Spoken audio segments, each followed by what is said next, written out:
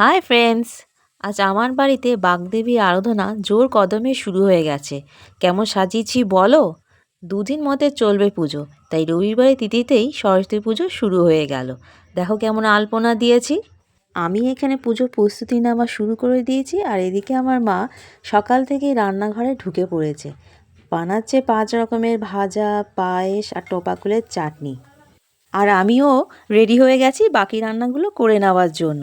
আজ যেন মনে হচ্ছে আমার অগ্নি পরীক্ষা, ও থুরি রান্নার পরীক্ষা। হে ভগবান, রক্ষা করো আমায়। কি হবে আজ আমার? 12 নম্বর কড়াই নিয়ে হাজির 2 কেজি চাল ডালের খিচুড়ি বানাবো। প্রথমে লাবড়ার তরকারি বানাতে শুরু করে দিলাম। সর্ষে তেল গরম করে শুকনো লঙ্কা, তেজপাতা, পাঁচফোড়ন দিয়ে ভেজে যত রকমের সবজি হয় দাও কুচিয়ে তৈরি হবে লাবড়ার তরকারি। কিছু যেন বাদ না পড়ে। আর এদিকে 1 কেজি ডাল ধুয়ে সেদ্ধ করতে বসিয়ে দেবো নুন দিয়ে। আমার মাকে এবার বিশ্রাম দিলাম রান্নাঘর থেকে। সকাল থেকে প্রচুর খাটাখাটনি করেছে, এখন একাই সামলাবো সব। বড় কড়াইতে রান্না করতে হবে। কথা বলতে বলতে কড়াইশুঁটি, হলুদ গুঁড়ো স্বাদ মতো, ও বিনা আন্দাজে মিষ্টির জন্য বাতাসা দিলাম। 5টা টমেটো কেটে দিয়েছি। বেটে রাখা আদা দিলাম প্রায় 3 চামচের মতন। কাঁচা লঙ্কা দিয়ে কষে ভাজা ফুলকপি শিম দিয়ে নেড়ে চেড়ে গরম জল দিলাম সেদ্ধ হওয়ার জন্য। আরে বাবা, কি ভার হয়ে গেছে, তুলতেই পারছি না। দম লাগাকে হাইসা, জোরসে বলো হাইসা। ওরে বাবা, হচ্ছে না। জোর লাগাকে তুলেই ছাড়বো।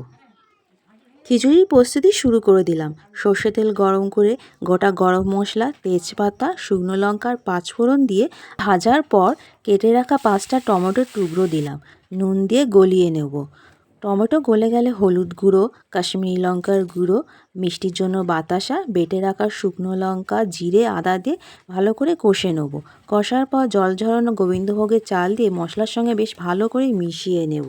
সঙ্গে একটু কড়াইশুঁটিও দিয়েছি। এবার সে হাফ সেদ্ধ করা মুগ ডাল দিয়ে নেড়ে গরম জল দিয়ে ঢেকে দিলাম। লাবড়ার তরকারিও তৈরি। নামাবার আগে ভাজা মশলা, ঘি, হিঙের ভাজা বড়ি দিয়েই রেডি হয়ে যাবে লাবড়ার তরকারি। আর এইদিকেও খিচুড়ি নামাবার পথে, তাই পাশের প্যানে দরাজ মনে ঘি গরম করে কাজু, কিশমিশ, কাঁচা লঙ্কা দিয়ে ভেজে নিলাম। এই সময় নুন একটু মনে হলো কম হয়েছে, জানি না, তবে আন্দাজ মতো একটু নুন অ্যাড করে দিলাম। গরম মশলার গুঁড়ো, ভাজা কিশমিশ, বাদাম, লঙ্কা দিয়ে রেডি হয়ে যাবে আজকে ভোগের খিচুড়ি। বাবা, বাঁচলাম। এবার পারফেক্ট হলো। ভোগের থালা কমপ্লিট হলো। এই খিচুড়ি পাতলা হবে না, গাঢ় থাকবে, নট নরম-চরম, বুঝেছ? দেখো এবার আমার ভোগের থালা। আমার ভোগের থালা কমপ্লিট হলো, আর পূজারি মশাই এসে হাজির হলেন। পুজো শুরুও হয়ে গেল।